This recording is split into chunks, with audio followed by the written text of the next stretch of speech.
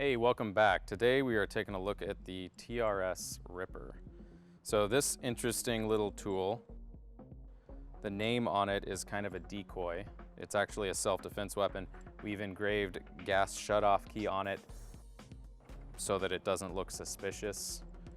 This isn't, I would consider this a less than lethal weapon, but it's something that maybe you could take places where a knife you couldn't, but maybe if it was a kubaton with some spike on it or something that's screaming self-defense weapon, it's gonna get taken from you. So maybe you're in one of those places where you wanna have some protection, but things that are obviously self-defense tools are not allowed. So that's just a decoy. It's a kubaton, but we've made a couple small changes to it that make it a whole lot more effective. So you may not be familiar with a kubaton. The classic one is like a short piece of wood that would be carried by law enforcement and used for kind of pain compliance techniques. Also kind of a force multiplier if you're jabbing somebody with it in like a hammer fist position. So that's what a kubaton is classically. So this is milled from solid aluminum. It's on a keychain, so of course you would hang your keys from this. It's one of those cool keychains that splits like this. We did that because if you use a traditional split ring, it just scratches this thing up when you're putting it on, and it's difficult to get those split rings open wide enough to actually get on here. So we've included this. Also very easy to get your keys on and off.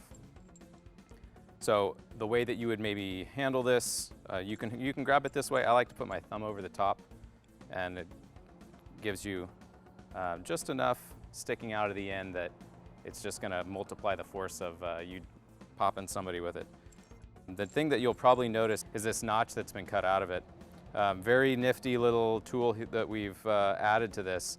What it essentially does is it grabs a hold of flesh. So if you can hold this in this kind of a grip, and if somebody grabs you, for example, one possibility, somebody grabs this arm, you just take this thing and kind of grab them back, dig it in and twist. And what it does when it gets pushed in, a little bit of flesh gets pushed into the opening. It's difficult to see here, but you can see the mark that it leaves, and that's without me even twisting it. I'm not gonna twist it. The last time we did a demo for this, I had this weird looking hickey on my arm for about 2 weeks. I didn't even rip the flesh, but it damaged the tissue underneath. And if I was actually trying to hurt somebody, the whole point is that it'll actually rip a chunk of flesh out if you do a full rotation with it. It's a pretty nasty wound.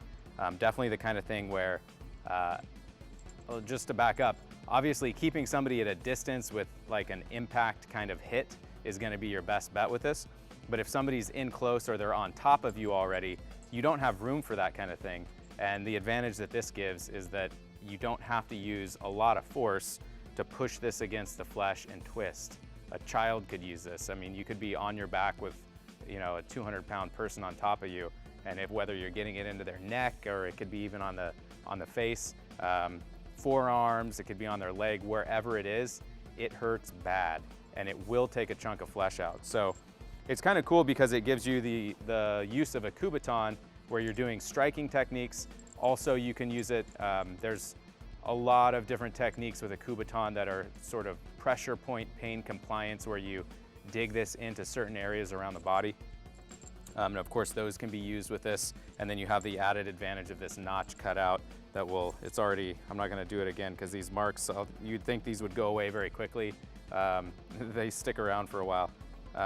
Yeah, so this is the TRS Ripper, very nifty tool. And probably the thing that is coolest about it, in my opinion, is that it's very discreet. You're not walking around with some goofy keychain that's screaming, here's my self-defense tool. And also it's nice because it's a good keychain as well. So if you guys have this, let us know what you think about it. And if you're curious about learning more about it or want some more information, let us know in the comments below, and we'd be happy to help you out. Thanks for watching.